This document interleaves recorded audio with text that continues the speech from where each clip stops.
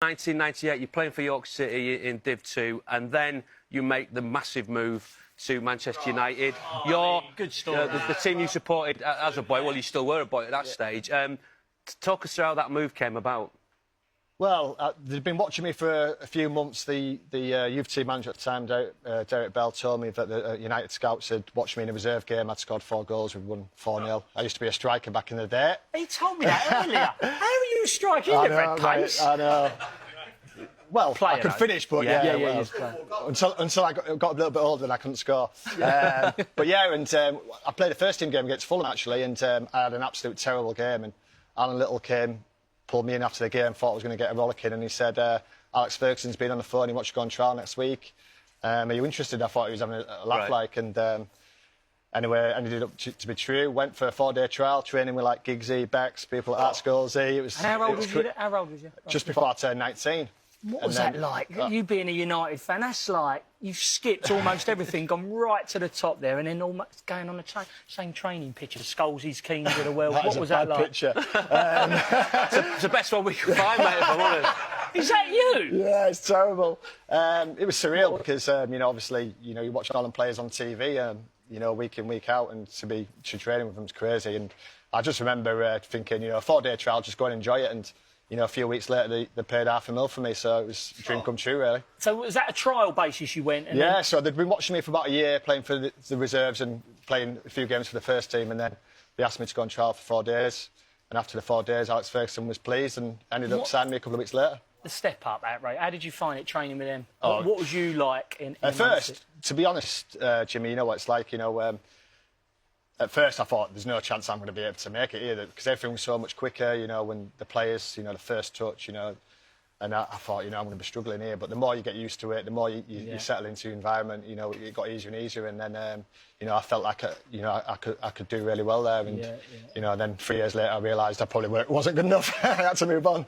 Did you get close to anyone? Who was your room? Is it? Oh yeah, I mean, all the lads were like top lads, world stars, you know what I mean? But like honestly, so down to earth, every single one of them. One of my first roommates was Ole Gunnar Solskjaer, the manager of United now, and he was an absolute top guy. Yeah. But like those young lads like Wes Brown, baby face assassin. Have a look at that. I actually made my debut for United in Littlewoods Cup, was it called then? Yeah.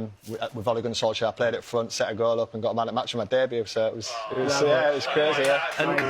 And your first full season was the treble-winning season in 1999, and that incredible night at the Nou Camp. What was it like being involved in that?